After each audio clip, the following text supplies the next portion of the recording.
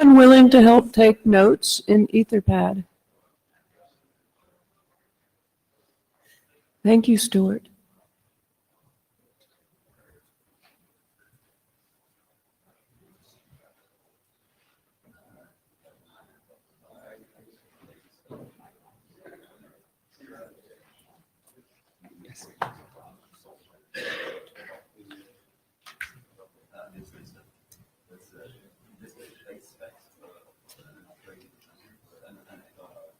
The blue sheets. Mm-hmm.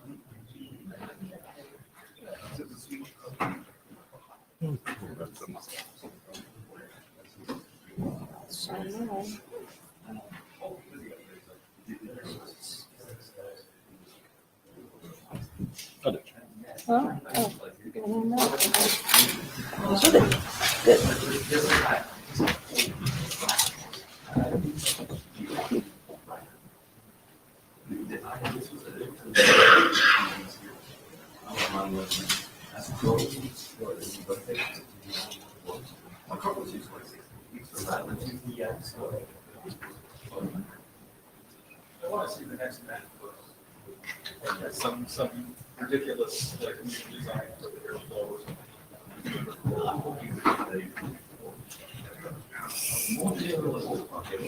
Okay. Will it have wings? I guess it's time. Yep. Okay, good morning. This is the Homenet working group. If you're in the wrong place, then now's a good time to leave. I'm Stephen Farrell. This is Barbara Stark. And this is your morning show. So there's the note well. I guess you've seen that a number of times. We have a Jabber Scribe and we have a note taker, thanks to both. This is our agenda. I'm going to take a look at that. That's posted to the list. So Michael Richardson's actually in another session at the moment. Hopefully he'll turn up in time just at the right moment. If not, we might have a short pause while we try to find him. Anybody want to bash the agenda?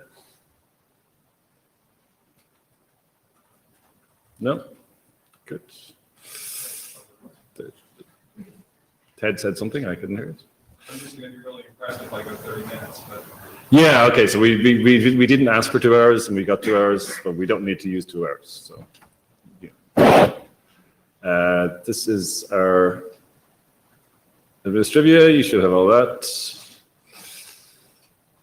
Draft status, Barbara, I guess you put this together, so. I did. Wow, can't do it with my glasses or without. That's great. It must be Friday morning. So yeah, I mean, the main draft that we have that's active is the one from Ted on the simple naming. We have a number of, oh yeah, the Homenet dot is getting really close, really close to being published, and that's great. The Homenet profile, Babel profile, is now on the agenda for The Babel profile, I guess, is last call's finished and Terry put it on the NIESG chat at some point, or yeah. he's nodding, so yeah. Right. So yeah, that agenda, the IESG telechat agenda, it's in May. So that's good. That's progressing. We do have these other drafts, working group drafts, that are hanging around. At some point, we'll have to decide what to do with them. And then there's the other stuff. Any comments on any of these? Good. Let's move on. So I think you mean you, Ted? Ted?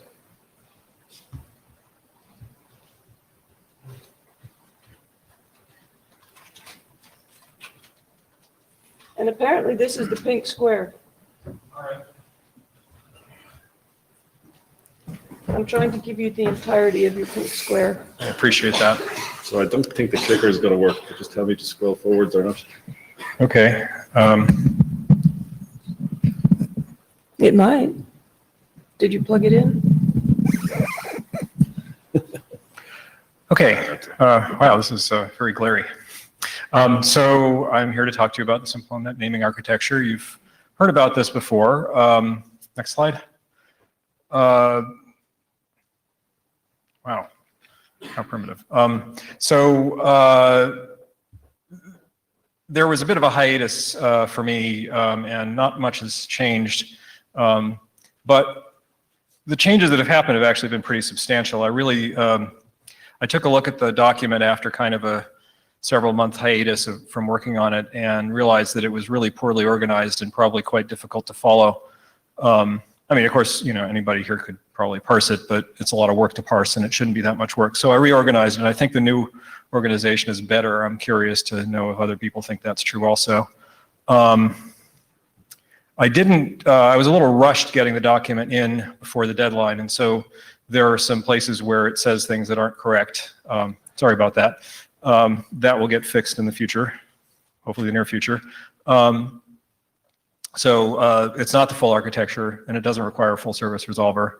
And it needs some work on expanding the new sections that I added to when I reorganized. Because when I reorganized, what I found was that actually there was a whole bunch of text about certain things, and there was a lot missing on the other stuff. Next slide. Okay, so the new structure, just briefly, it's now structured based on the things that you need to do to make the Homenet naming architecture work in your Homenet. I don't know why that was mysterious, but it was. So it talks about how to get a name for your Homenet, how to set up authority, like an authoritative server, how to set up resolution, being able to answer queries, how to publish names, which might seem like it's out of scope for simple, but I'll get to that. How to configure hosts, and how to set up trust. Next slide. So name is just a forward domain name for the Homenet, and in the simple architecture, this is always home.arpa. I mean, you could go into the UI and change it to something else, but I don't know why you would. And when I say you could go into the UI, I'm speaking hypothetically. I don't actually know that you can do that. There's no support for delegating a global name. If you want your, if you want your Homenet to be ted.home or ted. It wouldn't be ted.home, but ted.com, example.com. If you want it to be example.com, you're not going to be able to set that up using the simple naming architecture, because the simple naming architecture doesn't really provide name service in the traditional sense. Next slide. So authority, every Homenet obviously needs to have an authoritative DNS server. That's not as complicated as it sounds. In the simple Homenet naming scenario, that's just a discovery proxy. So there's no stable storage, and it's supporting locally served zones. So home.arpa, fc.ip6.arpa is for ULAs, and then 10.inadder, 168.192, and 116.17.inadder.arpa, so that you can do reverse lookups. And obviously, it's not required to support any of those that aren't being used on the Homenet, but that's what needs to be there. It'll also answer for any of the other locally served zones. I'm not sure, I know that's not an exhaustive list, but I can't think off the top of my head what the other locally served zones are, but it has to answer for them too. Next slide. That'll be fleshed out in the document. So name resolution. So we need obviously something listening on port 53 that will answer questions that any host on the local wire asks. That could be a DNS proxy. It doesn't have to be anything fancy. It could just be forwarding DNS queries to whatever the correct resolver is upstream. It could be a caching resolver, so it could be doing full service, like recursion and stuff like that. But the simple Homenet naming architecture certainly doesn't require that. I don't think it forbids. It doesn't say anything about it right now. I don't think it will forbid that, and I'm curious if anybody thinks it should. The key feature is that it has to support diversion of locally served zones. So this is sort of as we were talking about split horizon and DNS ops. So this is split horizon for your Homenet. the ability to all those locally served zones that I mentioned on the previous slide to resolve those locally and not actually use the authority records that you might find if you went to .ARPA for those zones. Next slide. Publication. So the idea is that services need to be able to publish information about the service they provide and how to reach them, and manage the lifetime of that information. Now for Discovery Proxy, that's pretty straightforward. They just, they answer MDNS queries, and the lifetime of those MDNS queries is basically however long the thing sits there answering MDNS queries. As soon as it stops, at some point not too long after that, the existence of the server will no longer be apparent. Next slide. Host configuration. So it needs to get the IP address of a resolver to your host so that you can actually talk to the resolver. And there's basically 3 methods that I know of to do that. If anybody else has other suggestions, please let me know. I don't think that we should be requiring DHCPv6 stateless, not stateful, but stateless. But we certainly could do it that way. If you have an IPv4 only host, you're pretty much stuck using DHCPv4. But I think the mandatory thing is going to be RA. And actually, it's probably, I guess DHCPv4 is probably mandatory too, because otherwise we don't support IPv4 only hosts. Let's see. So once the host has an IP address, it can discover. So a little bit of background: RFC 6763 describes a way that you can advertise service discovery in DNS, so rather than using MDNS, and that's how simple Homenet naming works. So in order to use that, you need to be able to go look in the zone to find what your local zone is, so that you can do service discovery. And there's a process called discovery of browsing domains in RFC 6763 that describes how to do that. In the discovery relay document, there's actually some text that says if you get an MDNS query to do browsing domain discovery, you'll answer it. So we don't normally do MDNS as a service on the Homenet, although it's present on the local wire if something's doing it. But this particular thing we do because it's a single packet exchange, whereas if you wanted to go look up discovery browsing using DNS, it takes longer. Yes? So John Border asked, do we need to do anything with deprive/port 853? I don't know. I guess that's an interesting question. I think the right answer to that question is not for me to make a definite statement, but to say, let's talk about it. So if he could bring that up on the mailing list, I'd love to have a discussion about it. I think that's a great question to ask. Next slide.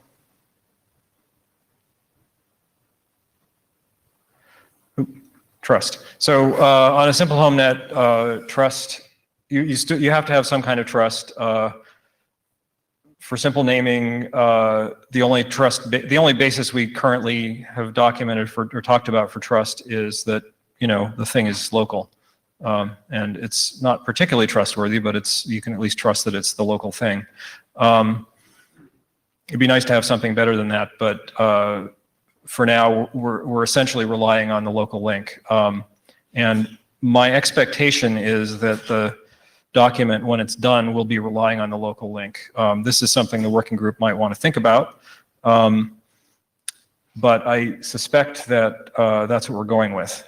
I have some ideas for how to do something better than that. I think those might go in the advanced Homenet naming architecture.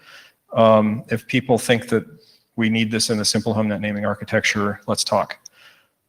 Next slide. So speaking of advanced Homenet naming architecture, so the idea when I proposed the simple Homenet naming architecture was that we would have the simple Homenet naming architecture, which would suck. Actually, no, it'll be awesome, but it's not as good as the advanced naming architecture. But they have to coexist. If you have a bunch of routers that implement the simple naming architecture, they have to work with routers that support the advanced naming architecture. In fact, I would say the most likely scenario would be that you'd buy a bunch of cheap routers and one expensive router, and the expensive router would do advanced Homenet naming, and the cheap routers would do simple naming. And in order for that to work, the simple naming architecture has to actually support the advanced architecture. And I believe that means that we need to actually define the advanced naming architecture before we finalize the simple naming architecture. I don't think it has to be done. I don't think it even has to be adopted by the working group, but we need to have some sense of what we're doing so that we don't wind up producing something that doesn't actually help. So it's my intention to work on that between now and Montreal, and hopefully have something fleshed out that we can work with. Next slide. So next steps, aside from the advanced naming architecture bit, we need to flesh out the new sections that I've added to the simple naming architecture, assuming that everybody agrees that that was the right thing to do, reorganizing it the way I did. The authors so far have not thrown any tomatoes at me. I kind of did that unilaterally. We need to finish the security considerations section. Once we have a fairly complete version of the document, I'd like to get some review from the working group. That's you guys. I think before we actually go for last call, I'd like to have some working implementations, and Stuart and I are working together on doing that. I'm also going to try and stuff this into OpenWRT and actually into Tourist OS as well, because I have a Tourist at home, and make sure that it actually works. Once we feel like we actually achieved our purpose, then I think it would be nice to go to working group last call. Michael Abrams, are you going to announce on the list when you have some code on OpenWRT to? Yes, of course. Yeah, and actually, you were asking yesterday, I think, in DNSSD about whether this would be something that you could just sort of, add to your list of packages, and I agreed that I would make it so that you could actually add it to the latest. If you have the latest version of OpenWRT, the distribution running, then you'll be able to add a feed and just subscribe to that package, and you should be able to get Homenet naming working. I guess we can ask if anyone else in here is willing to try. I mean, we asked about people reading documents. Can we say people are willing to try code? How many people in the room are running OpenWRT or something like it? Okay, that's a lot of hands. How many of the people who raised their hand would be interested in this code, in running it on their home network or wherever they're running OpenWRT? Not as many hands, but a pretty good number. Great. So yes, we will be announcing that on the mailing list. Yeah, it would be great to get some feedback. Andrew. Hi, I'm Andrew Sullivan. So I wondered, actually, when I was reading this document, whether this was what you were doing, because it seems to me, first of all, the reorganization helped. Right. But it did seem to me that there was suddenly a kind of dependency path on the advanced architecture, which I thought was the opposite of what we what we decided to do when we decided to go for this simple thing. Because originally, as I recall, we decided the simple thing doesn't actually meet the architecture document that, the requirements that we had. Right. And everybody said, yeah, well, that's okay because it, this is the one that we can achieve. Yeah. And now it sounds like what you're saying is, but we're going to need to have at least a plan for the full-blown conformance to the original thing, which now seems like it's a blocker once again. And I don't care, and I agree with you that that the advanced thing would, in fact, or the complicated or whatever we're going to call it, is the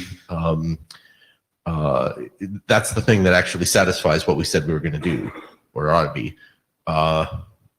But it doesn't seem like it's removing a barrier anymore. So I'm just worried about that. Well, so the motivation for the simple naming architecture was that a bunch of folks got up at the microphone about, I don't know, 4 or 5 IETFs ago and said, we don't want to implement anything that's complicated. So it wasn't actually that we didn't want to have an advanced HomeNet naming architecture. It was that we didn't want to be required to implement it. So the reason for splitting them out wasn't really to get rid of the dependency on the advanced architecture. It was to get rid of the requirement that every HomeNet router implement the advanced architecture. Okay, so I remember that a little differently. Okay. I mean, you know, arguing about the past is one of the things that caused me to get divorced, so I'm not going to try to do it here.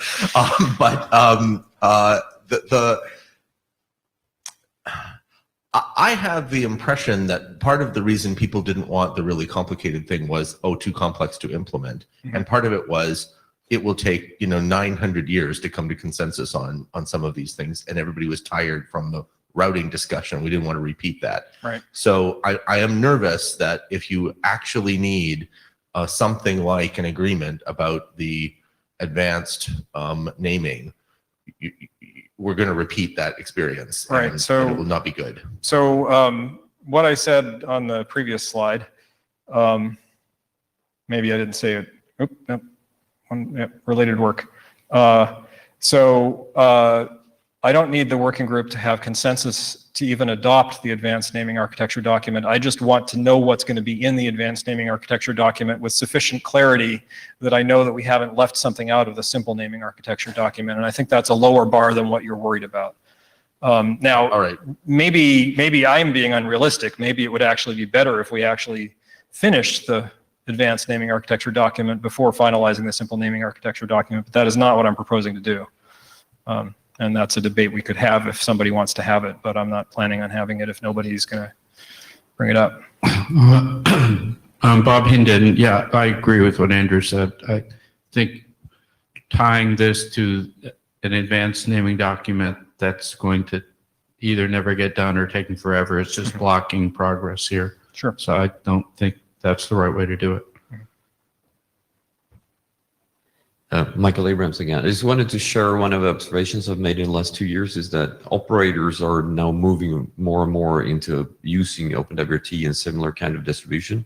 So actually providing code with a very permissive license makes it a lot more likely that in a few years this can actually end up in shipping products that the operators have. Right. So compared to 3 or 4 years ago where everybody was penny pinching very constrained devices, this is no longer the case because you basically can't buy 8 megabyte memory chips anymore. So it's not a thing anymore. Right. You probably can, but it's like there is no reason to. So most of the devices that are shipping today have like 256 megs of RAM and 64 megs of flash or even more. So this is less of a problem than it was 3 years ago when we were having the large discussion about how to keep down the footprint to like the bytes. Can we optimize the bytes, please? This is less of a thing anymore. I went out and looked about a year or two ago to see if it was possible to buy a Z80 still. Does anybody remember Z80s? Yeah, and it turns out you can. They still make them. They're very small, and the slowest one I think is like 2 gigahertz or something like that. It's like ludicrously fast. Like any program that you had that ran on a Z80 back in the day, it would finish before you hit return. So anyway, next step. So is that the last slide? That's the last slide. All right. I have a question, not okay. as chair, and I'm just too lazy to go up to the microphone. That's fair. I love the reorganization, Ted, really did. It made Great. things so much clearer.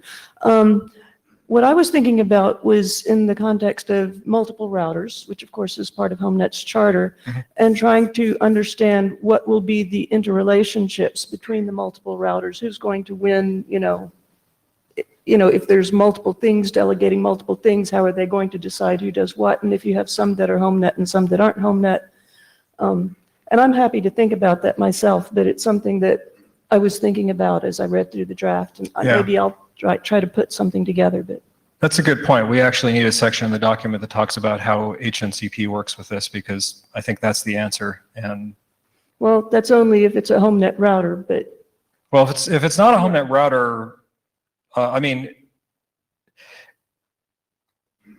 it's not a Homenet router, then the architecture doesn't apply to it. If you're talking about a situation where you have a Homenet router and a non-Homenet router, and which one wins, I think basically it's whoever controls the link wins. But HNCP actually handled the case of that you may have some things that are not Homenet. and they kind of described what that Yeah. happens. But anyway, I might do some thinking about this, but if you do thinking too, that'll be great. Awesome. Yeah. Yeah. I mean, the good news is that I'm essentially on the sort of DNSSD / naming thing for the next while, next 6 months or so, full time. So the slow pace of work on this should stop. That didn't sound right. It should get less slow. So that's all I've got. If nobody else has any more comments, then So I had a couple of questions. How many people have read this version? Not so many. How many people have read a recent version? Slightly more. So yeah, we clearly need to get more feedback. Secondly, Ted, there was in the document there was a bunch of places where there's like I still have a bit of work to do, TBD kind of stuff. yeah. It wasn't clear to me which of those were difficult and which of those were really just editorial from reading through it. So the question is, would it be possible to try and flag the ones that need more discussion? I think that's, yeah. Start a thread on those ones. Actually, it might be good to just go through the document like one section at a time and have a list discussion on that section of the document and talk about what the problems in that section are, or solicit, I don't think there are any problems. Does anybody disagree with that? And see how that goes. Because yeah, I agree. There are some things that are hard and there are some things that are easy, and it'd be nice to get feedback. Julius Krabacek, I'm sorry if I repeat myself. It's very difficult, at least in my experience, or at least I'm not smart enough to see the problems in the document before I implement it. Mhm. Okay, now we've been through that before, and I think we did not quite agree. But I think it would be a very, very good thing to have a third-party implementation of this so that we can know whether there are any problems. Yeah. So somebody needs to do the work I did a couple of years ago for HNCP, doing an independent implementation of it in order to find out whether the document makes sense for a third party. Yeah. And that's very difficult to do unless the third party is actually implemented. So are you volunteering? No. I've done my job for HNCP. Yeah, much Now, appreciated too. As you say in French, place aux jeunes. The next generation has to step in. Now I'm old and tired. So do you have any ideas for who might be interested? Do you have any PhD students who might be interested? That's not a PhD job. A PhD Do you have any job is undergrads? original research. Do you have any undergrads who might be interested? I'm not in. No. Do you have any colleagues who, anyway? Yeah, no, I absolutely agree with you. And if you know of somebody who's interested in doing this work, I would love to do it with them, or I would actually, it'd be better if I didn't do it with them, but I'd love for them to do it. So the problem is just finding somebody that wants to do that. Only. Yeah. So I mean, is this something that it would be tractable to kind of try and recruit somebody to do it at one of these hackathons, or are there too many bits to assemble? There are a lot of moving parts in this. I mean, if you really wanted to do a serious implementation of it, you would have to implement the proxy that I talked about. You'd have to implement a DNSSD discovery proxy, and you'd have to implement a discovery relay. So there's a fair amount of code there. I mean, the discovery relay, like somebody who's really gung-ho could probably get one working in somewhere between a week and a month that would sort of limp along. Obviously, it would need some beating on to mature. But it's definitely not a hackathon level thing. I mean, that's not to say that, I mean, somebody could show up at a hackathon and assemble parts and probably come up with something, and that might still be instructive. But So you said that you thought it might be useful if we had some sort of real deep dive discussion into the document. Would you think that it might be useful if we had some sort of interim call that was dedicated to this topic for like scheduled max of 2 hours, where we just deep dive into each section and discuss it? well, the question is who would show up for that? I think, right, Who would show up for that? that's not Okay, not bad. me. I mean, these are some of the people A that I'd call. want to show up for it. Like a but- phone call, guys? Okay. Oh, no, Zoom. You just use Zoom. Okay. But yeah, I think I'm gonna claim that actually it's probably going to work out better if we just do it on the mailing list, because Okay. it's a little bit more opportunistic then, like people can just respond when they have time. Okay, that's fine. Thought I'd Yeah. throw it out there. Thanks. Okay, so I guess the plan then is you'll start some threads on the list about individual sections or topics from. Yeah, yeah, I mean, maybe like as I'm going through the document, one a week or something like that, and see how that goes for 6 or 7 or 8 weeks. And I guess the action is on myself and Barbara to hassle you to keep doing that. Yes, that sounds like a plan. Okay. Great. Michael's here. He is. Michael.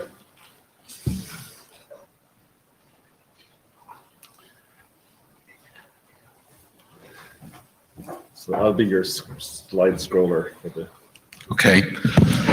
And you make us stand right up here next to you so we don't get trouble or something. Hi. Oh, I guess I can see this way. My name is Michael Richardson.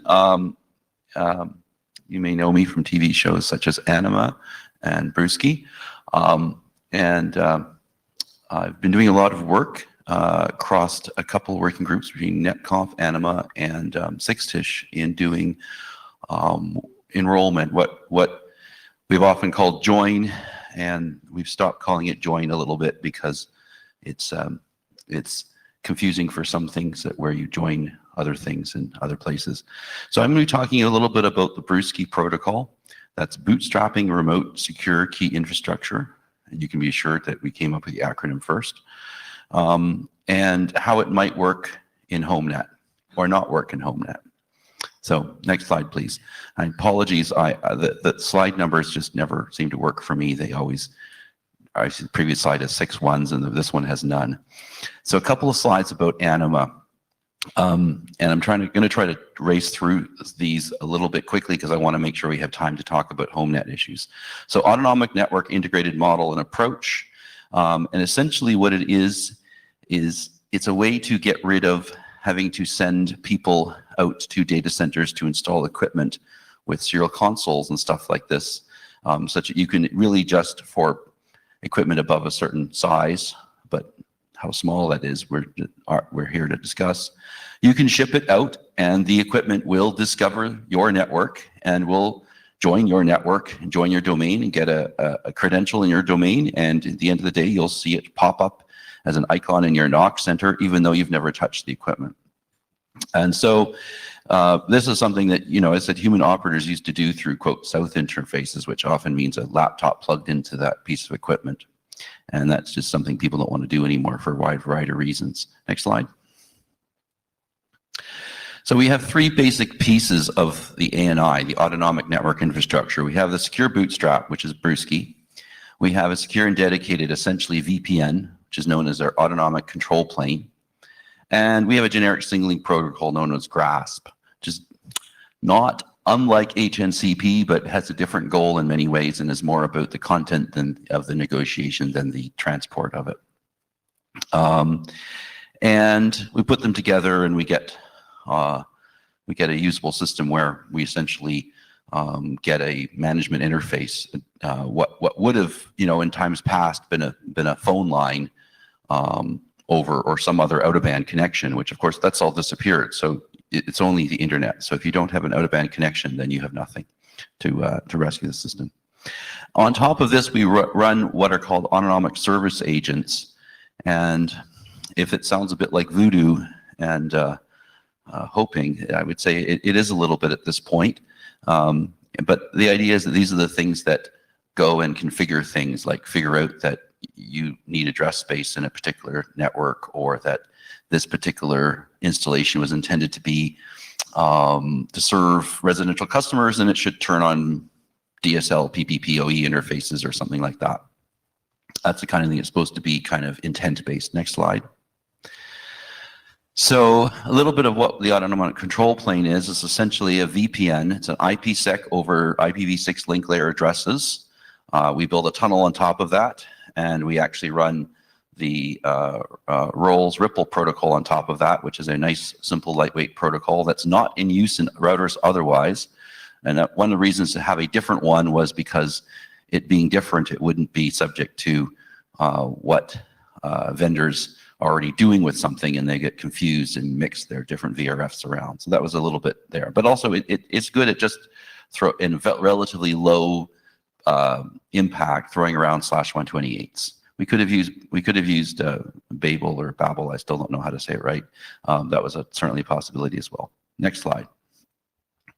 So how do we bootstrap trust? So our assumption is that the devices come out of the box with a trust anchor linking them to the manufacturer. That is, if you wrote the code and made the ROM, you can put a public key in there for which the private key you, the manufacturer, control.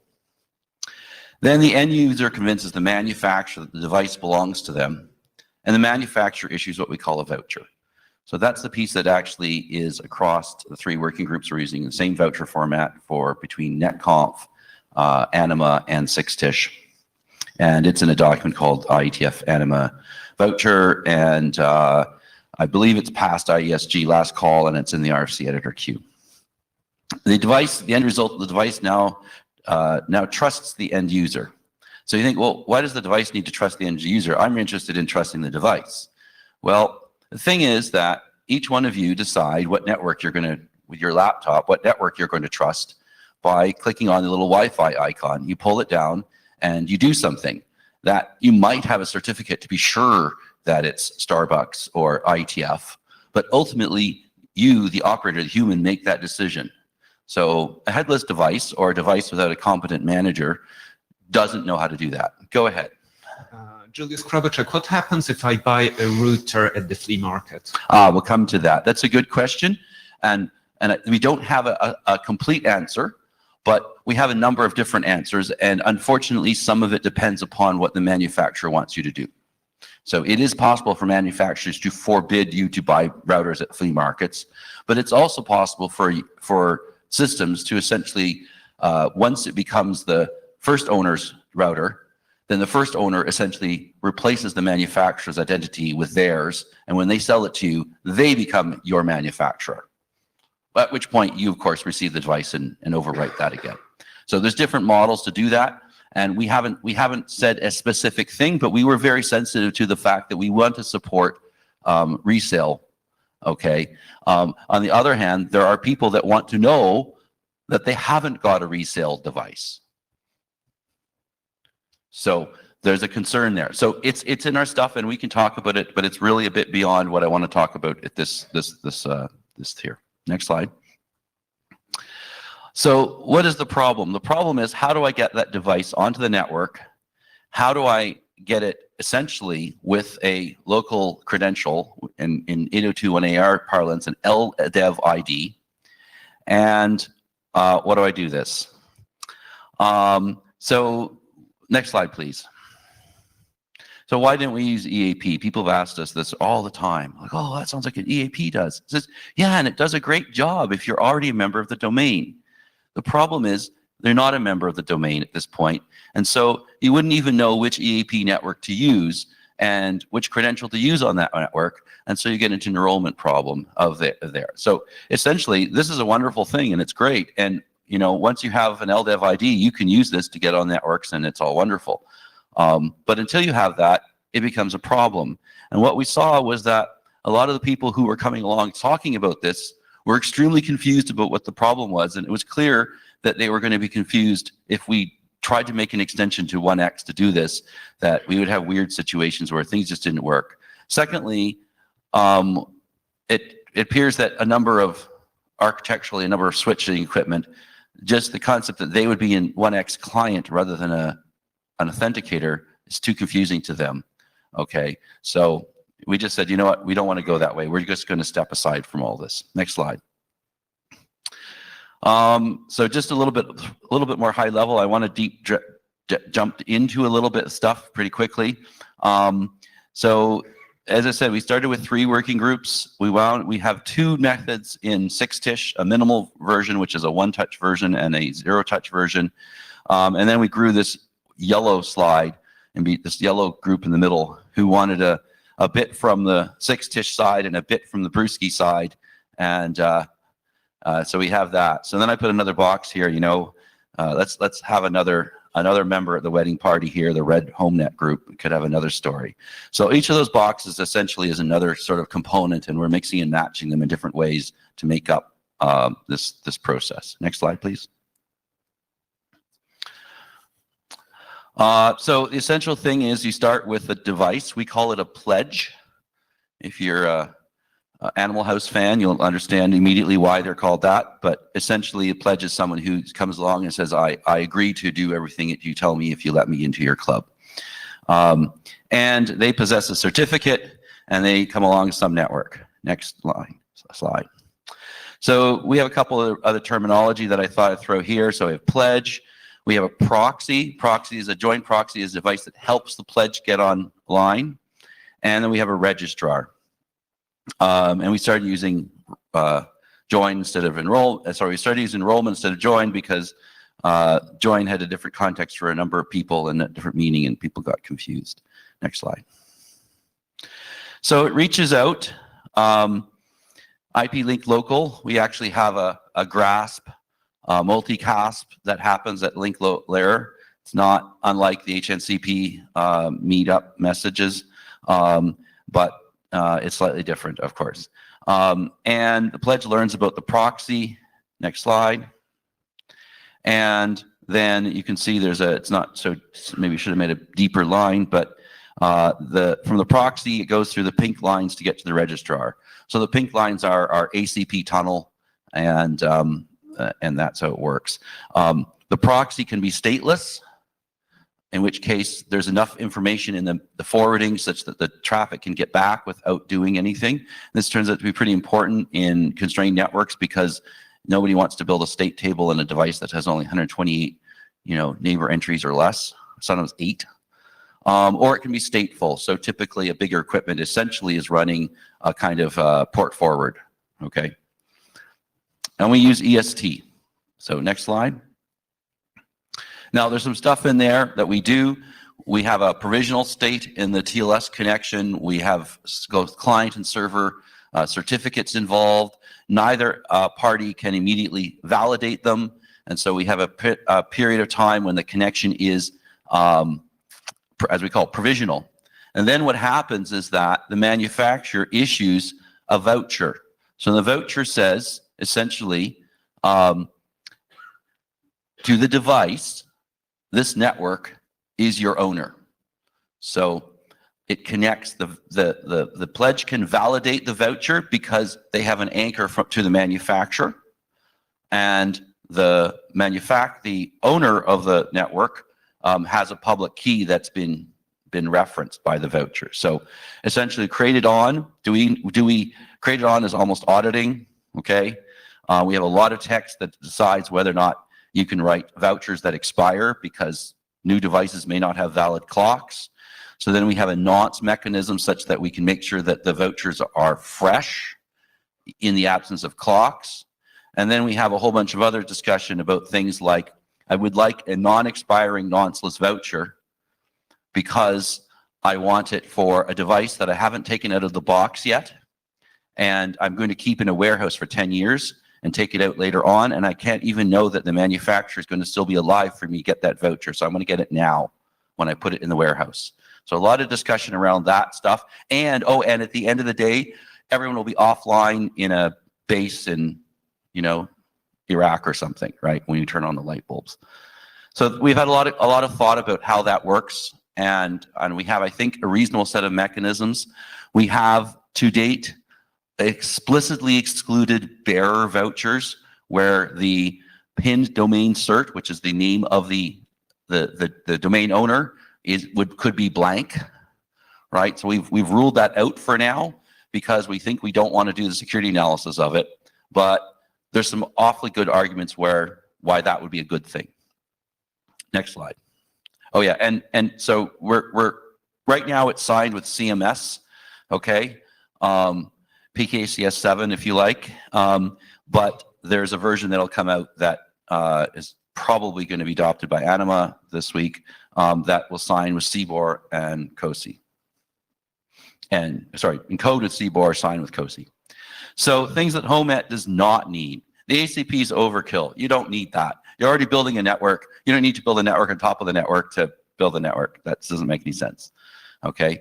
In the Anima case, we're talking about equipment that is in multiple cities with many pieces of potentially dark fiber between them, and the goal is to have a management network that connects back to a NOC.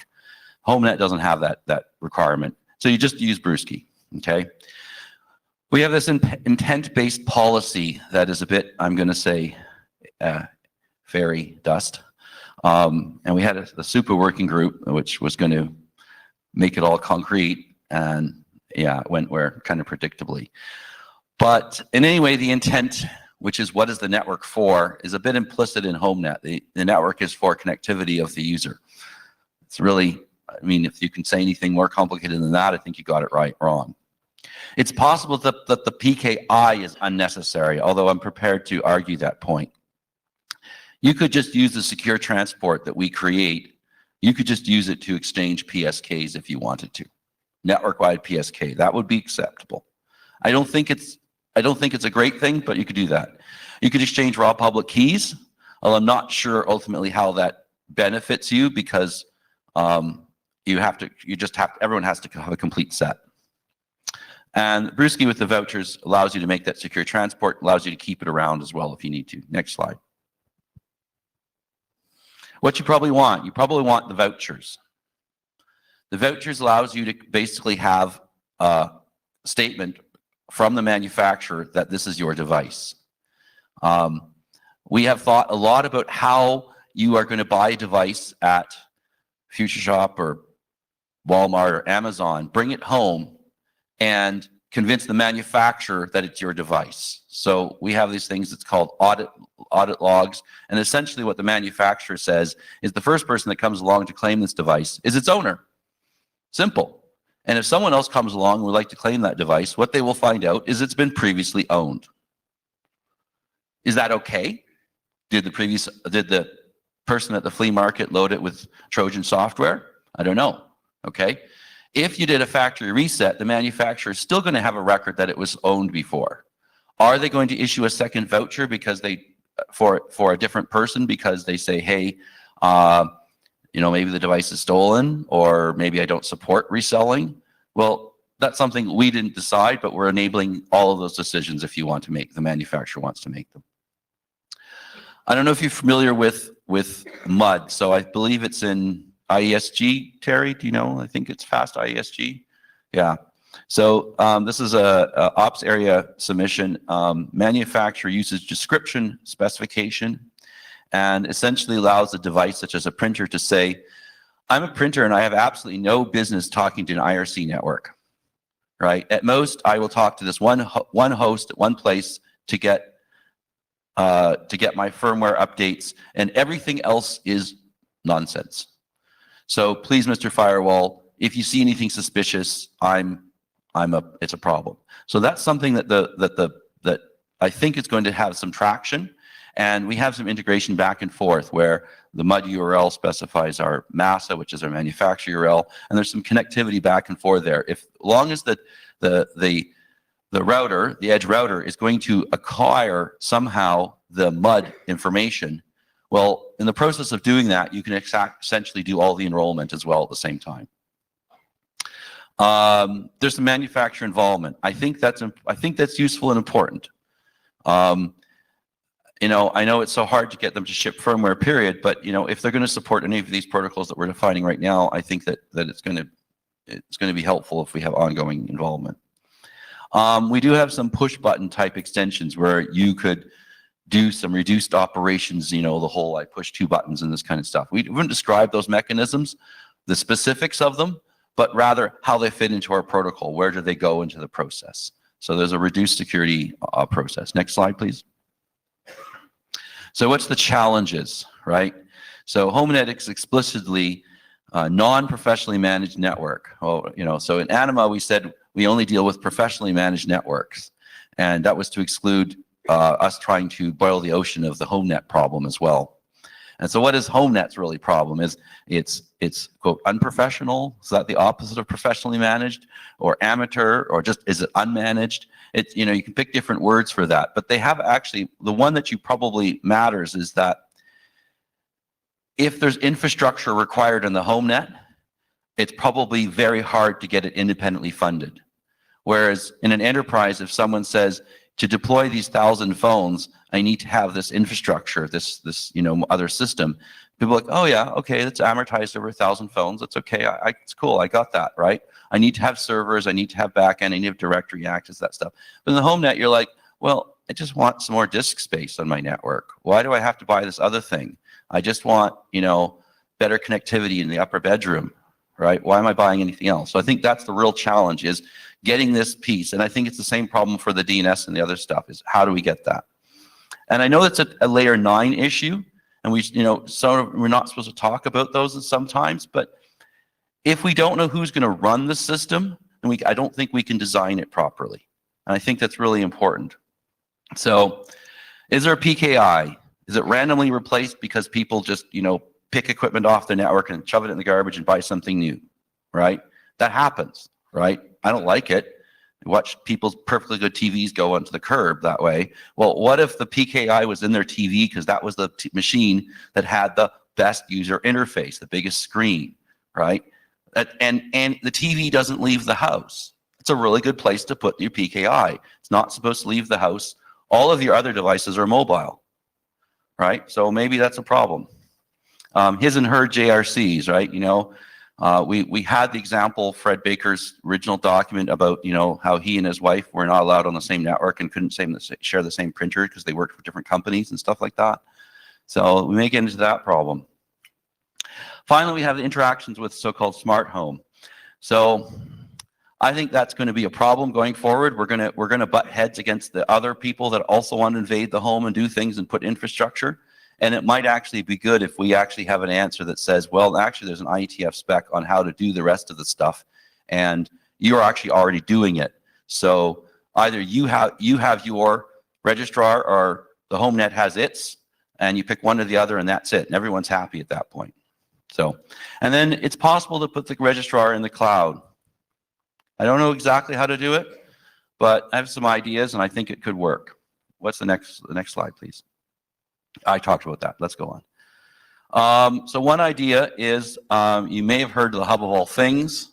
It was an attempt, or it is an attempt, to bring all of your IoT data in one place.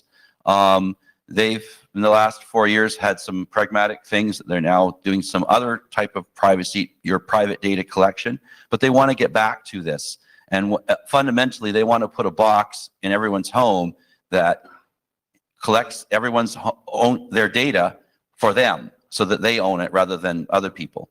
So there may be some interesting places, some other movements where we would find that suddenly there's something interesting happens. Next slide. In your NAS, so the one on the top is one I have. It's a hard drive with a very, almost a thing that's just barely big enough for the bloody connector to the hard drive, and it operates as a NAS. You can buy these things now called GNU. Apparently it's going to change name because they don't like the name, but there's 5 or 6 kind of things like that. That's more than enough power to run a PKI or a DNS server or a bunch of other stuff. The question is, who's going to maintain it for the next 10 years, and how is that going to happen? Where's the revenue stream out of the home to get that paid for? And if it's not going to happen, then I don't think if we can't figure that out, then I don't think our technology will get deployed. Next slide, please.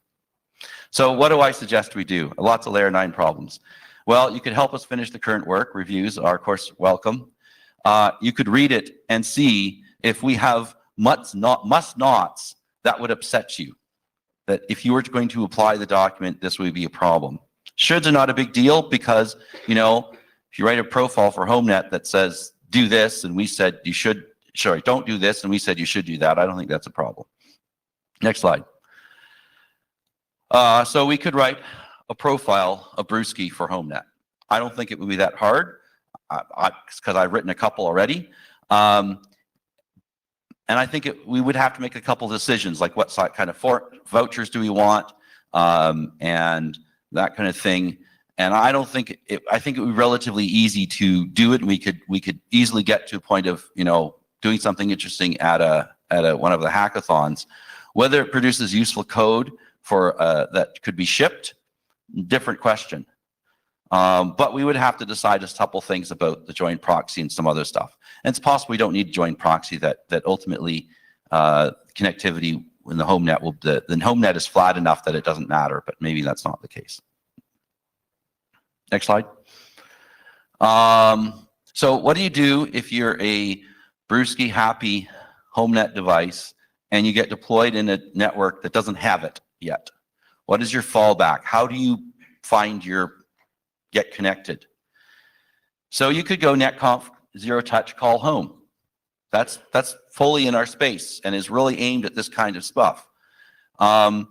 The only problem is if it works too well, no one will bother deploying their own public, their own stuff at home. And a lot of the stuff we'd like to have happen won't happen because the devices will all be still connected to the cloud. So we need to think a little bit about that if that's something we want to solve. Next slide. Questions?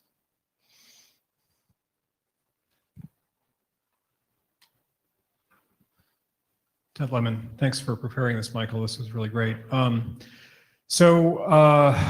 guess I'm curious. So I've had a little bit of experience with devices of the type that you're talking about on my HomeNet recently. I got a Wemo because I was kind of tired of Z-Wave not working, and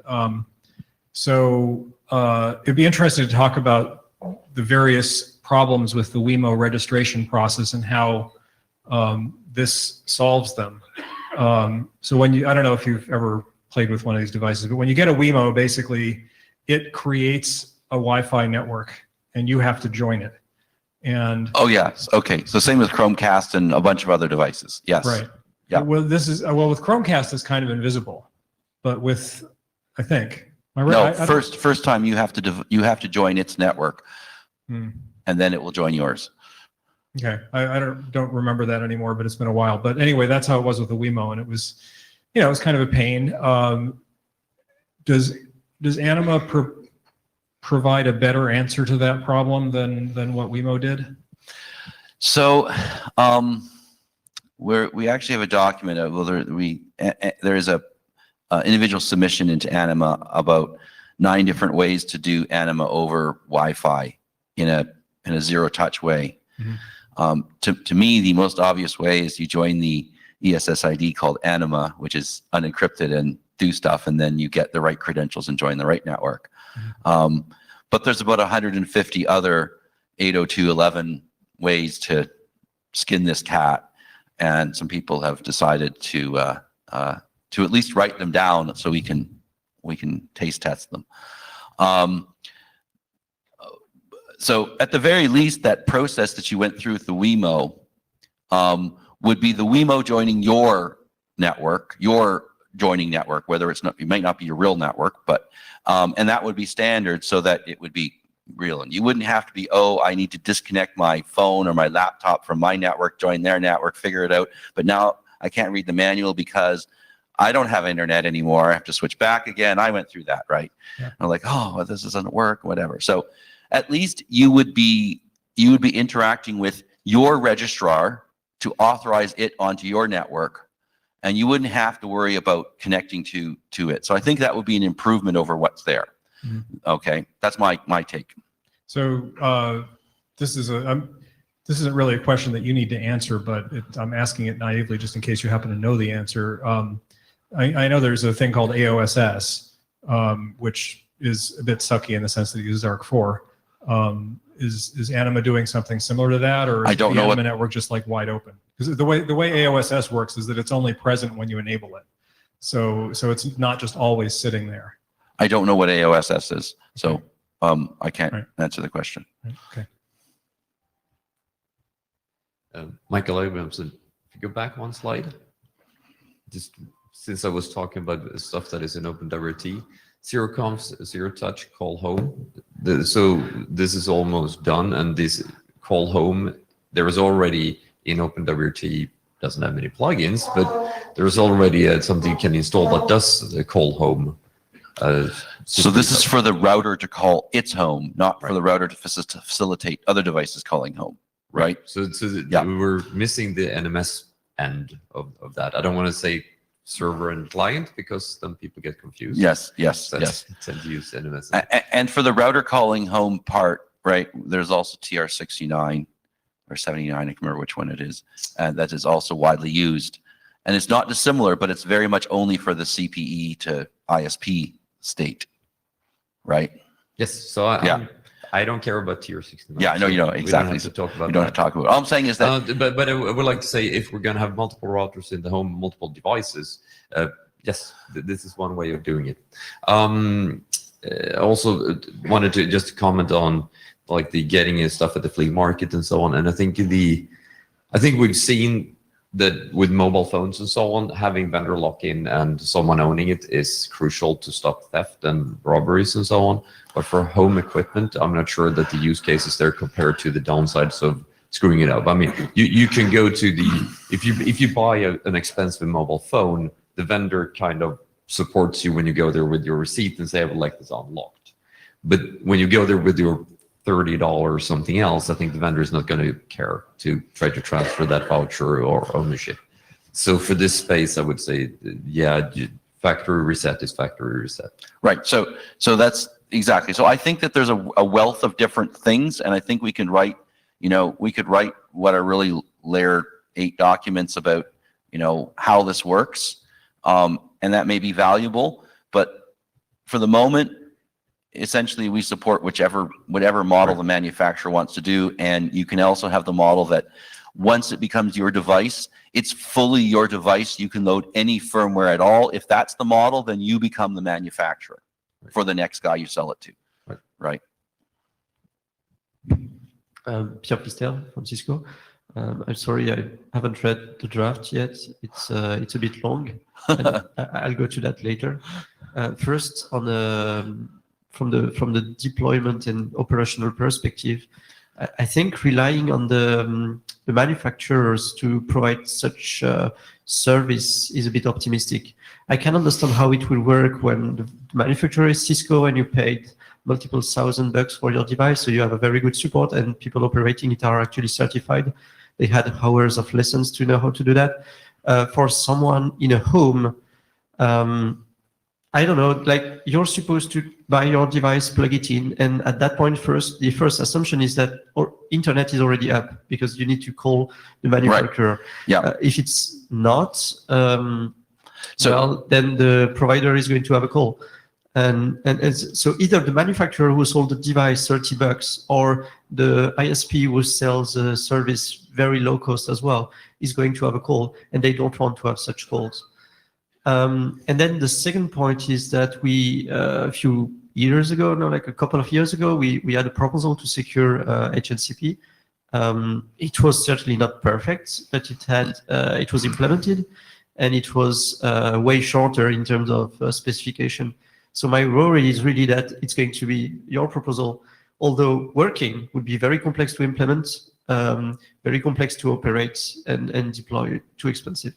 So that's why I'm saying that there's a lot of the pieces that we've created don't and shouldn't exist. Secondly, bootstrapping the security for HNCP, that's what our goal is, not replacing the security. Just going backwards on what you said. Cisco, your company, ships phones with a system that works almost identical to this.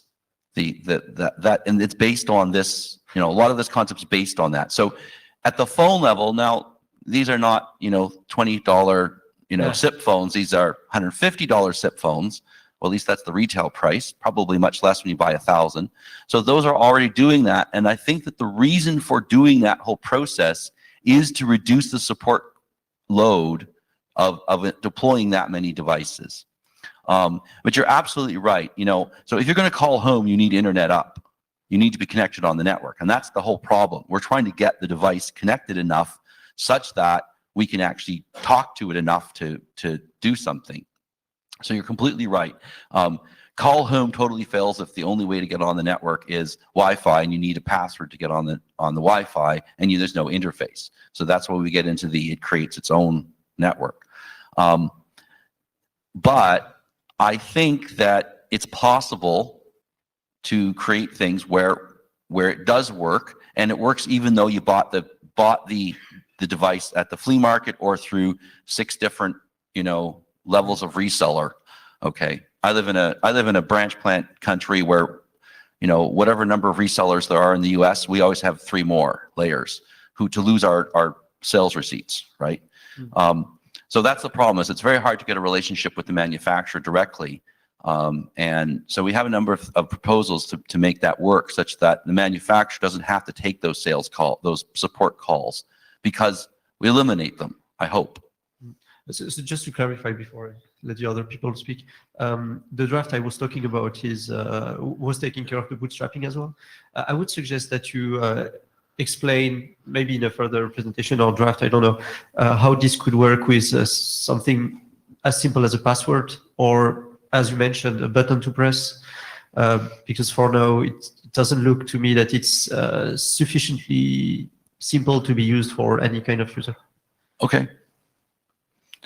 Hello, Max Stuckey from Ripon CC. So I wanted to add just a comment to what Michael has already said about buying devices from the flea market, or actually considering devices that could be secondhand. You have to remember that there's a lot of operators, lots of places where people cannot afford to get new devices. So you have complete markets where even the national incumbent distributes secondhand devices that they bought from other places. Right. And I think trying to solve the issue of being able to reuse a device in other contexts is crucial here, because otherwise we put the people in the hand of the vendors. So let's say I'm an ISP and I buy 1,000 WRT equivalents from the market, right? So I hope, tell me if I'm wrong, that they're going to put them through a thing and put known firmware on them, right? Are they or not? I mean, because the end user won't know the password otherwise, right? How does that get configured? Thing is, you never know. Well, but the point is that if you don't at least go through a factory reset so that so that they can actually ship it and give it to the user, well, if you've done that, then you could load your own anchor, right? Okay. And potentially this process would allow them to automate this, so they would actually be able to more easily buy the devices, and then they ship them out to the customer, who power cycles them, maybe does a sort of factory reset, but now it's booting their image, right? Mm-hmm. And enrolled. And then, I mean, we have, of course, the question, which I don't think we resolved in Homenet, which is, you know, do the CPE devices belong to the homeowner or the ISP, or do they have two minds, right? And it doesn't matter to me, to my protocol, how it works, but it does matter which credential the device winds up with, right? Okay, thanks. Stuart Cheshire from Apple. I find this whole discussion a little bit puzzling. Okay. It almost feels like it's a parallel universe where the facts are different. Okay. When I looked at Adama a couple of years ago, there was this weird reaction, which is, we're going to pretend that DNS service discovery doesn't exist, and imagine how we would solve this if that didn't exist. Well, you actually can find our proxies with DNS service discovery. Okay. Okay. I don't go into rabbit hole on that. The issue we're talking about now about how you provision new devices maybe was an unsolved problem 5 years ago, but now Nest is making thermostats and smoke detectors, and Belkin's making the Wemo, and Apple has the whole HomeKit line of third-party things, and it kind of seems like we're acting as if this is a big mysterious thing no one knows how to do, but you walk down the high street, you can come back with an armful of products that are already doing this, and I don't stand here for 10 minutes sort of explaining how they all work, but there are some that use the Bluetooth radio as a way of doing the provisioning. There are some that work the way Ted described, where the device acts as its own access point. There is work that we're looking at Apple about maybe being able to support joining two access points on the radio. That's not a product announcement, that's just something we've been looking at, because that's just a matter of time slicing the Wi-Fi radio to do double duty. There are also peer-to-peer wireless technologies where you can exchange frames with a peer. That is kind of an IEEE layer problem to solve that usability. It's not a fundamental protocol issue. How you do the secure bootstrapping with the appropriate kind of encrypted key exchange. The thread group is doing a ton of interesting work about how you enroll new devices onto the network. So it seems like we should at least not be ignoring all of that existing stuff and pretending it doesn't exist. So actually, we're doing the complete opposite, okay? Which is we would very much like to reference all the thread group work, but there are multiple people in the IETF whose lawyers won't let them see the documents because that is not an open standard. I don't know about the IPR and the Apple HomeKit. I haven't looked. I do remember reading overviews. The WeMo is a obvious way to do it, and you mentioned a whole bunch of other things. So what you're really doing is saying this is a really good idea. Everyone's already done it. Well, let's do it at the IETF in a standardized way, such that we don't have 19 ways of doing it. As for the IEEE, the frame things and all that stuff, yeah. So I mentioned we have this document that is an individual submission at this point. How to find the right network to enroll for Wi-Fi, and as I said, there are about 9 different IEEE ways to do this. One of the common mechanisms is using the camera as a communication channel. There's absolutely, and you point it at the device, and there's a serial number, and it reads it. Absolutely, those are all really good things to do, and I'm not saying, and they're not excluded, was what I'm trying to say. But there are many different ways of doing things, and the point of this is, do we want to have a way that allows you to manage all of your devices regardless of their origin? In other words, that's what we usually do with the IETF, right? Cisco could implement their own EGP, and Juniper could have one, and we could have 2 internets. But we don't like that, right? We like one. So that's why we're here. So I would love to have all that kind of technology come into it. But what I'm seeing is that everyone prefers to have their own vertical and their own thing. And I would love to include whatever I can. There's one of the proxy mechanisms, stateless proxy mechanisms. I would love to use threads mechanism. Okay. It's not easy to reference. Like, it's not even easy to get the document, let alone to tell people how do you do it. Just on that last topic, I don't know why people have been advised by their lawyers to remain ignorant. The thread specifications, and it's big, it's 700 pages. Yep. I should be clear, Apple is not currently a member of the thread group, so we have no special status or influence there. But I went to the web page and I downloaded the specification, and the only restriction on that, it's a fairly short, effectively end-user license agreement. It says, but I understand that downloading this specification does not give me a license to use the technology in it and sell products with the thread group trademark. To do that, you need to join, but to read the specifications, there's no restriction. The IPR, the click-through that you went through was a bit more onerous, apparently. I did what you did, right? But it very, very strongly cautioned me against giving my copy of the document to you or letting you see it. It was watermarked with my name, right? So it sounds like you've been through the same process, yeah. And it's certainly not an open standard the way an IETF RFC can be shared.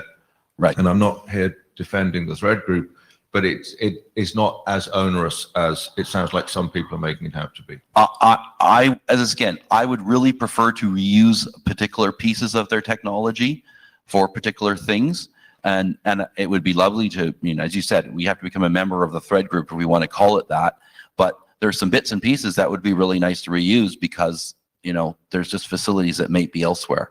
So devices that could operate in thread space or not. Bob Moskowitz, HG Consulting. Probably can answer some of the things that Stuart was implying here. I was at the beginning of this process in IEEE 802.1 back in 2003, maybe 2004. 802.1 AR was published in 2006. That gave us the root and the basic structure here. But then there was, well, okay, now that we got this concept of device certificates, what do we do with them? And that turned it over to the IETF at that time. It's taken the IETF, unfortunately, a little bit of time to get moving on it and get it done. The goal here is to have something which is consistent and open and not a whole bunch of verticals and a whole bunch of industry groups. And they can adopt a lot of this. One of the things that we're also doing here in the IETF is that we're trying to push this down even into smaller devices. This is the work in COSI that we're doing, and trying to get lighter sort of certificate of security claim things that can put it even to smaller type devices. But how do you consistently non-industry specific? Because in 2015, I worked with one vendor and to create their proprietary architecture and their 8-bit processor with 32K of memory. So it's, how do we create something which is open, standardized, built on concepts which can scale all the way up to the systems with TPMs, which have true trust anchors in the TPM, versus down to smaller things which have some sort of secure store for that private key and how to build it. This is, it has unfortunately typical IEEE and IETF slow plotting work that industry forum don't like because they got to sell something. But if we can now start moving toward convergence in that regard, and taking these concepts here, the intent here was that there is resale, that I can pick up that microwave on my neighbor's curb and take that microwave and it'll properly join my network, throw out all my neighbor's information, and now become mine, and if there's still warranty, whatever, the microwave manufacturer know that I now have that the possession of that microwave, because you have that root of trust of the ownership of the manufacturing the certificate in. So this, and I was also say one final thing, that why we did this in 2003. We had the Cisco gentleman and talking about VoIP.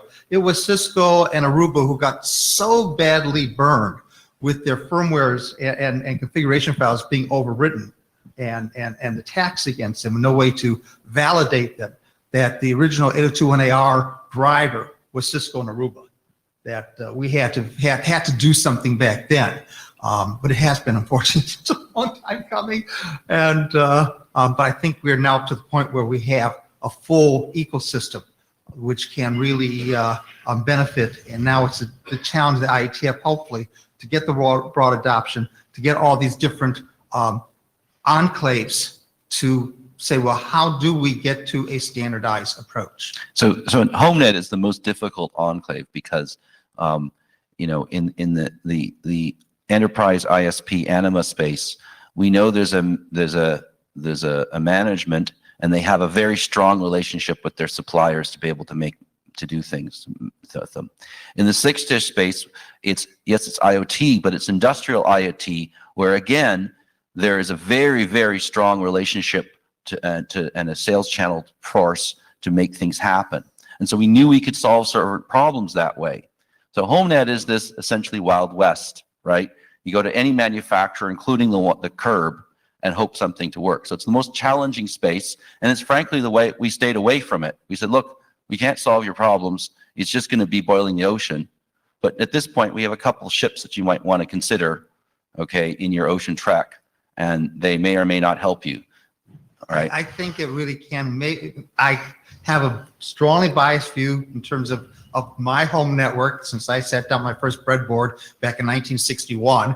So I may not be your typical home user. This is my first transistors I got back then. But I really think, again, I'm biased. I've been involved in this process for, you know, a long time, and that this is can be of immense value. And once we start doing it, vendors will say, oh, all these claims about how I do security and how I get started with it, there's something I can adopt to do it with. Yeah, I think it was the most valuable part. Julius, did you close the mic lines or what? Did you? Julius Krobacek, well, you got some pretty strong reactions about the secure boot issue. And when reasonable people disagree and everybody is acting in good faith, it usually means that they are making different assumptions. True. And that those assumptions should be written out. And I think the assumption you're making here is that the vendor and the user have aligned interests, or in other words, that the vendor has the user's best interests in mind, which is usually the case, especially among the vendors present in this room. But it might be the case, hypothetically, that the vendor is interested in planned obsolescence, that the vendor is interested in vendor lock-in, okay, and that is what worries people here. So I think this assumption should be spelled out. Right, I agree with The second you. point I'd like to make is that we are living in a world in which free software, open source software is becoming increasingly important. And I think all of us are struggling to make sure that IETF and open standards remain relevant in a world in which anyone can just, throw their protocol in GitHub and be done with it. And secure boot has a very, very bad reputation. So you keep saying secure boot, and this is not secure boot. This is secure bootstrap. I'm not talking about the devices coming up. Of course. Right. So just want to be clear. You said that, and secure boot is a different thing. Okay. Yeah.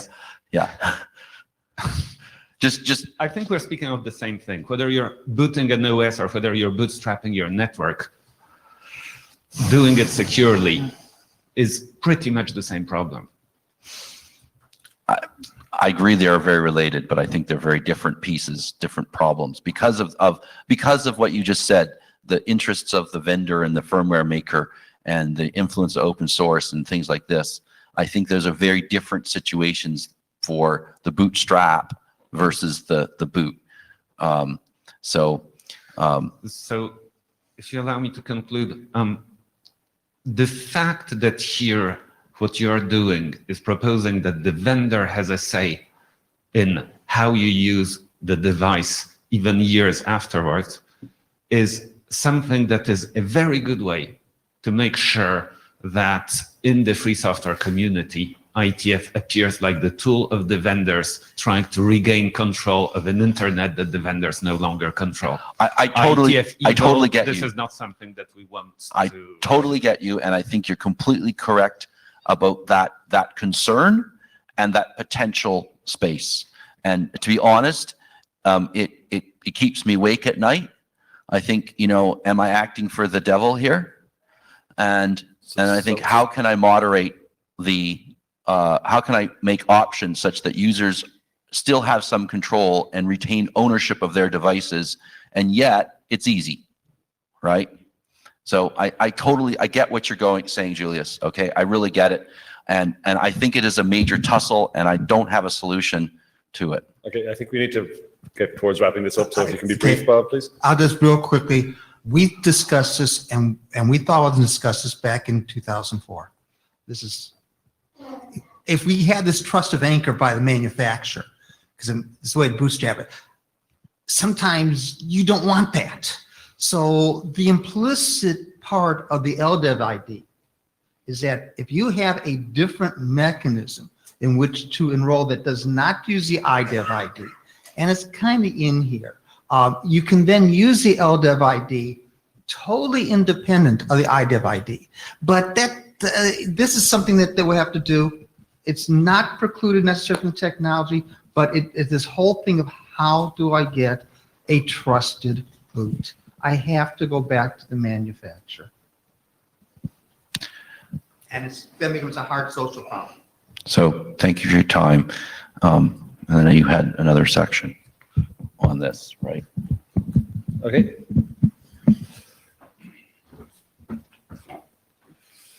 So the other thing we had was, What do we now do with security? so this is the mail I sent to the list some time ago, and I guess the first part was about the simple naming, so that work will go ahead. We had this milestone in our charter about a perimeter security draft. Nobody has said they are in a position where they're willing or able to offer texts. Sorry, quick point, David Skenazi. Can you move that window a little bit to the right? Because it's being projected on the curtain, so we can't read it. Pardon me? Thank you so much. Better? Okay. Thanks for the fix. Okay, so we had this perimeter security draft milestone. As of now, we had a chat and we talked to the RID, and I guess the feeling is if we don't have somebody who's going to do it, then it's not going to happen. So again, if you're in a position to be able to do this, then it'd be good to know. Hi, Ted. Hi, Ted Lemon. Yeah, I'm in a position to be able to do this and would like to. Okay. And I actually forget what the date on the milestone is, but milestone dates are always stupid. Is that something you'd be able to do like in the same kind of time period you mentioned earlier where you'll be? Obviously the simple HomeNet naming architecture comes first, but I think that they're related. And so it's good to do a little bit of parallelism there. So yeah. Okay. So that sounds like we don't totally give up on this is the state we're in. That's my hope, yes. Okay, if anybody else feels inspired to kind of work on this, then please let Barbara and I know or write a draft and send it to the list. But I think barring somebody turning up a text, we're going to assume that this milestone might not happen. Nobody wants to go to the mic to dispute that? Okay. And then the third thing was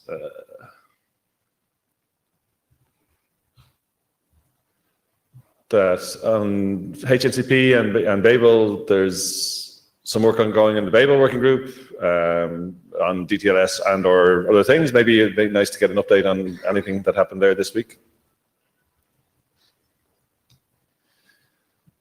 So in Babel, we have two approaches to security.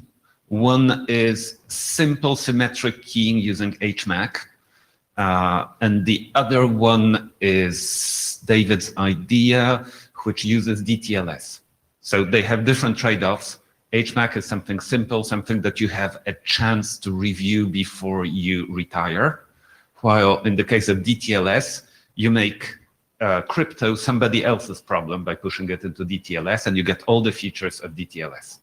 Both are happening right now. There is a BIS for the HMAC that is being worked on, and we are planning to do an implementation this summer. And we have two non-interoperable proof of concept implementations of the DTLS stuff. And there are just two bits literally that are in disagreement between the two implementations, one being by David, one by Antona. So this stuff is without any, and I don't know if there is consensus, but I feel that there is, shall we say, rough agreement on the fact that HMAC should be the strongly recommended and DTLS the optional protocol. So both of those things are advancing. Both of these things are being worked on, and I'm confident that we will have implementations and drafts by the end of the summer for the right definition of summer. You know, sometimes summer lasts until March next year. So would it be fair to say that work in this group should really kind of hold and see how that matures a little bit more towards the summer? No, not at all. Okay. We know exactly what's going to happen. We know exactly what it's going to look like, and the home network should proceed now. Okay. Simply because the proof of concepts are good enough to work with. Okay. So then a question that we'll be facing is, if there are these two mechanisms, do we want to prefer one or another, or just? Are you happy with just auth and just symmetric keying or not? That's the main question.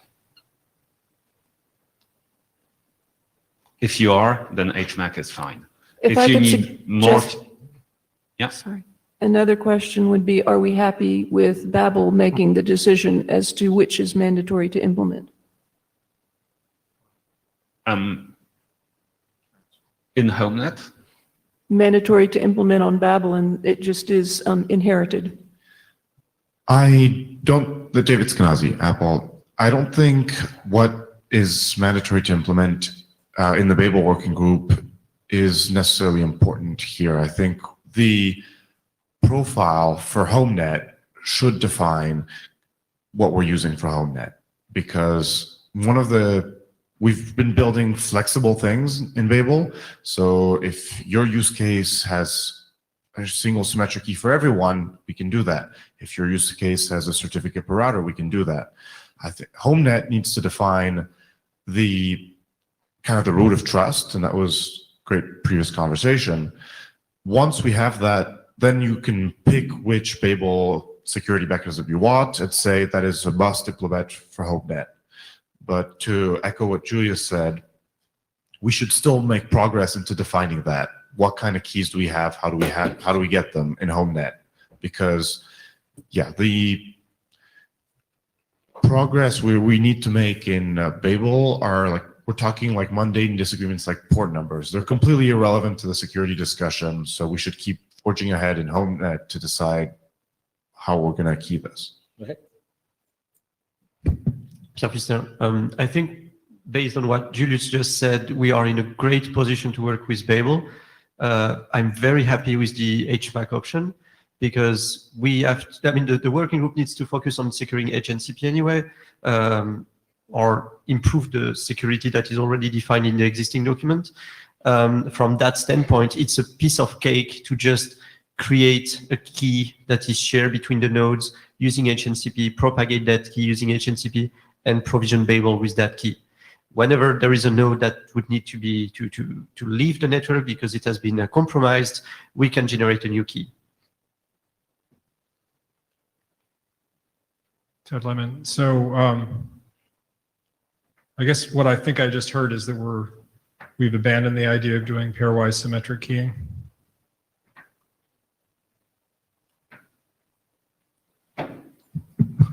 DTLS gives you that.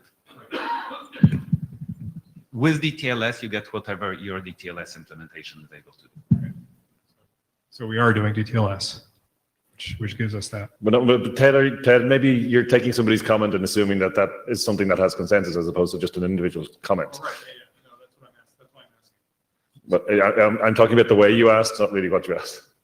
Pierre again, we have not gave up on asymmetric keying, but maybe we can give it up on Babel and leave it to HNCP. Like authentication can be in HNCP and just encryption in Babel. Right. So that's actually kind of what I was getting at is that when we talked about this. So if you do these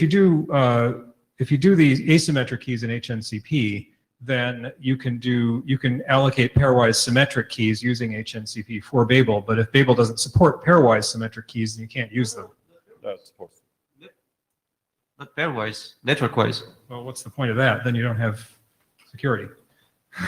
As I explained before, if there is a new node or if there is a node that needs to leave the network, you change the key. So the problem with that is that we don't actually. So what you actually said before was if there's a node that needs to leave the network, or if there is a node that's been compromised, then you need to generate a new key. But how do you know that a node has been compromised if you only have one key? So that's a problem we need to solve in HNCP anyway. But you can't solve that problem for Babel in HNCP.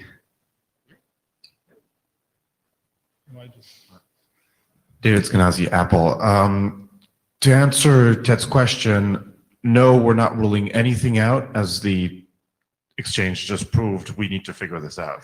We have quite a few options. We have HNCP and Babel that are very flexible. So let's keep thinking about this and figuring one out. So who is willing to be actively involved in that trying to figure this out and pick some options?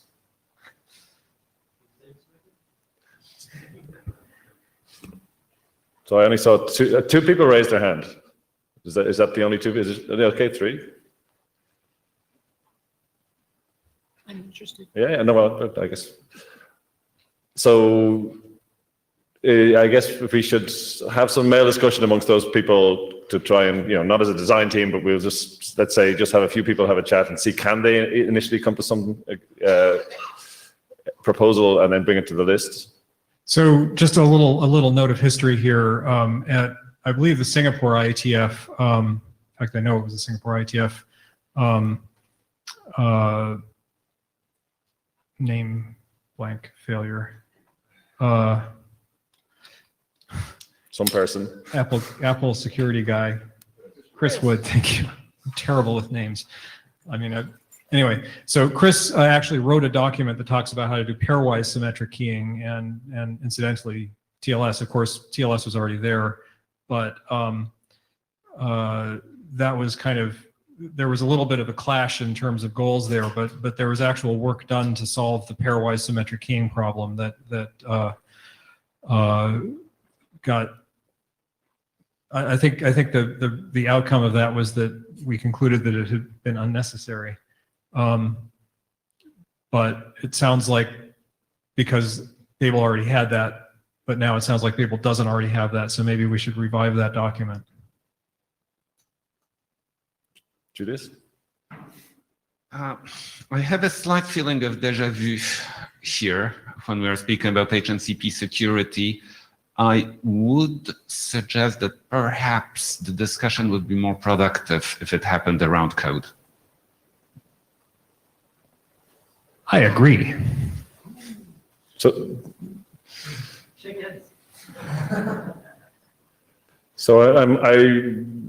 of the three people who said that they were kind of actively interested in this, I think some of you at least have some code, right? So I would hope that last hint is something that it would be the case, no? Yes. In that case, Ted mentioned a draft he has. I think we would like to see an implementation. What Julius was saying is we would like to see an implementation of that draft to know more about how it actually pans out. Right. So Chris's draft actually used symmetric key for broadcast and asymmetric key for everything else, and didn't really talk about the HNCP part of the equation. So the HNCP stuff is still work I've been talking about doing, but then life happened and it hasn't actually occurred. But we need to actually have symmetric keys working in HNCP and have a way to use symmetric keys to develop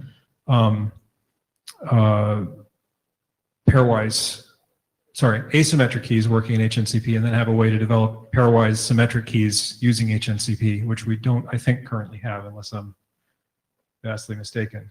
Pierre, shake your head, or am I? We don't have it right now, right? Asymmetric keys used to generate pairwise symmetric keys. Well, that would be for using DTLS in HNCP. Those are session keys. So doing the design at the mic line is probably not going to be that productive. Okay. So, I mean, I guess the chairs will try and take action to get those three people in a huddle and see if there's an agreement that to bring to the mailing list. And I think having it based on code, as Julia suggests, would be really good. So it might need to be very immediate, but I think making some decisions in this space seems like a sensible thing to do. Yeah. Any other comment on that topic? So we have a couple of victims to try and victimize, and I think that's pretty much it.